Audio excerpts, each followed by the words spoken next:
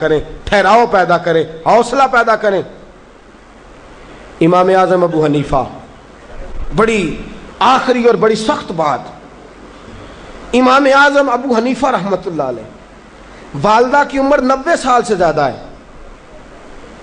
آپ کے والد صاحب انتقال کر گئے۔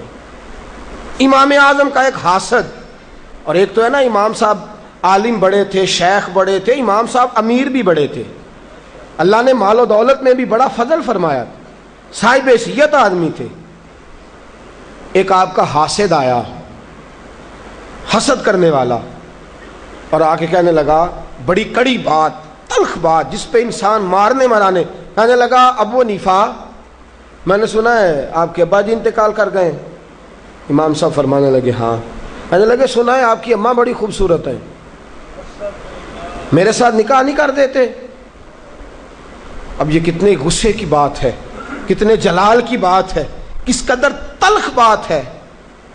امام صاحب فرمانے لگے میری اماں عاقلہ اور بالغہ ہیں، میری ماں عقل والی ہیں اور بالغ ہیں، میں ان سے پوچھوں گا، اگر ان کا نکاح کا ارادہ ہوا تو آپ کو اطلاع دوں گا۔ امام صاحب فرماتے ہیں میرے دل میں غصہ تو آیا، لیکن وہ صبر والی ساری حدیثیں بھی مجھے فوراً یاد آ گئی۔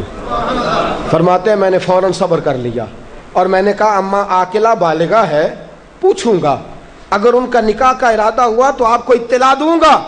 کہتے ہیں یہ کہہ کے میں نے اپنے دل میں کہا مولا اتنے لمبے بھی امتحان نہ لیا کر، کوئی ماں کے بارے میں صبر کیسے کرے، کوئی باپ کے بارے میں صبر کیسے کرے، یا اللہ اتنے دل میں کہا، لیکن مولا میں نے تیری رضا کے لیے صبر کر لیا ہے، اور میں نے حوصلے کا دامن نہیں چھوڑا۔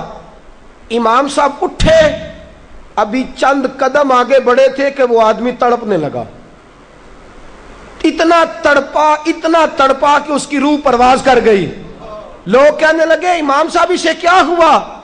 کہنے لگے ابو حنیفہ کے صبر نے اس کی جان لے لی ہے، ابو حنیفہ کے صبر نے اس کی، فرمایا اتنا صبر کر، اپنے مخالف کے مقابلے میں اتنا صبر کر، اتنا صبر کر، اتنا صبر کر کہ اس کی جان ہی لے لے۔ تو صبر کرے گا تو اللہ تیرے ساتھ ہو جائے گا۔ امام صاحب فرماتے ہیں وہ انتقال کر گیا تو فوراً میں نے کہا یا اللہ تیرا فرمان سچا ہے، ان اللہ مع الصابرین، واقعی تو میرے ساتھ ہے، میں نے صبر کیا تو ساتھ ہے۔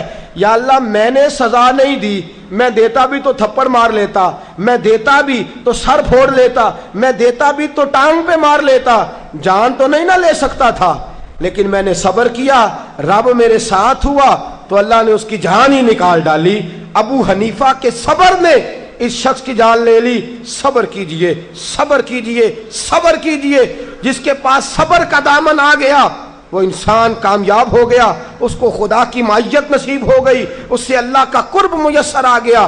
اور جو بے صبر ہے وہ بے سکون ہے، جو بے صبر ہے وہ لڑائی کرے گا، حسد کرے گا، جھگڑا کرے گا، بغض رکھے گا، بڑا کچھ کرے گا۔